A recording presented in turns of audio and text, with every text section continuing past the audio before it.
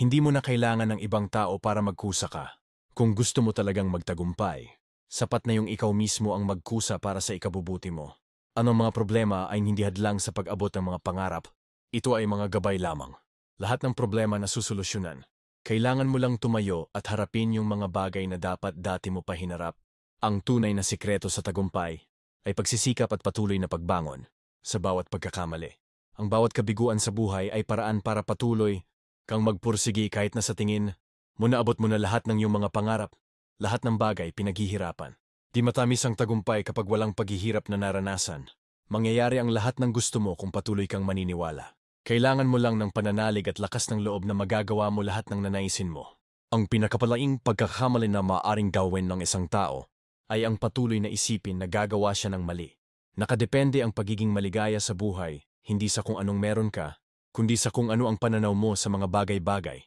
Ang negatibong tao ay nakakakita ng problema sa bawat pagkakataon. Yung positibong tao ay nakikita ang pagkakataon sa bawat problema.